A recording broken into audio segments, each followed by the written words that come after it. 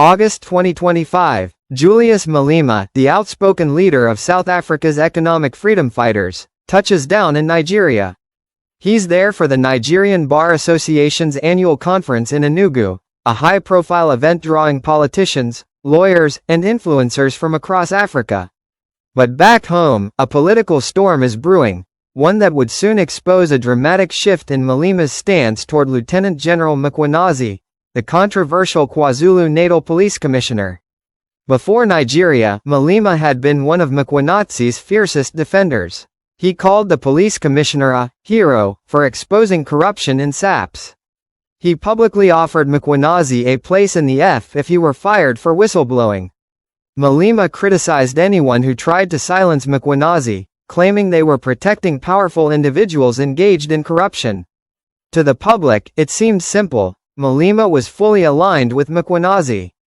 They were allies in the fight against wrongdoing within South Africa's police system. Then came the Nigeria trip. Malema met with Lagos State Governor Olu and other influential officials. He spoke at the NBA conference about Pan-African unity, advocating for a single African president, a continental army, a united parliament, and even one currency. His speeches emphasized collaboration across the continent and the need for Africa to assert its political and economic sovereignty. But beyond the public speeches, trips like these are rarely just ceremonial. They involve networking, negotiations, and, sometimes, financial or political support that can shape a leader's actions back home. While there's no official record, speculation exists that Malema may have received backing or assurances from Nigerian allies during his visit, a factor that could influence decisions or stances when he returned to South Africa. And then he returned. Suddenly, Malema's tone toward Mkhwanazi shifted. The hero worship, the open support, and the offers of political refuge vanished. Malema now emphasized accountability. "We are not going to be told by Mkhwanazi what must happen and what must not happen," he declared. Mkhwanazi must appear before Parliament's ad hoc committee investigating his allegations, with no delays or excuses.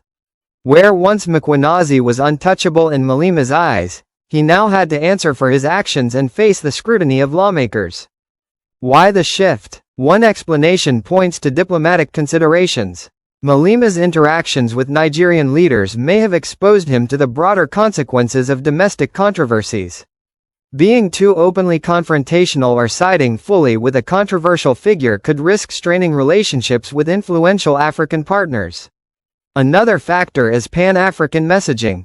During his keynote, Malema emphasized unity and stability across Africa. Perhaps he recalibrated his rhetoric at home to align with the image of a leader promoting cohesion rather than domestic discord. There's also the question of potential financial influence. Political trips of this scale often include opportunities for backing or support that may subtly shape a leader's stance upon return. While it's speculative, it's reasonable to consider that any resources or assurances received in Nigeria could have contributed to Malema adopting a more measured, cautious approach toward Mkhwanazi. The result is a clear evolution in rhetoric. Before Nigeria, Malema publicly celebrated Mkhwanazi as a courageous whistleblower, positioning himself as his political ally. After Nigeria, Malema's messaging shifted to stress accountability, procedural rigor, and adherence to parliamentary oversight. This transformation underscores the interplay between domestic politics and international diplomacy, revealing how political leaders navigate competing pressures from local constituencies and foreign partners. Malema's change also serves as a reminder to South Africans. Politics isn't only about what happens in parliament or in local elections. It's also about influence, relationships, and strategy on a continental stage.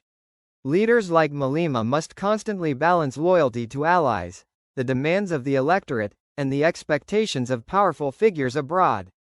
And in this case, a high-profile trip across Africa may have been the catalyst for one of the most visible shifts in his political approach in 2025.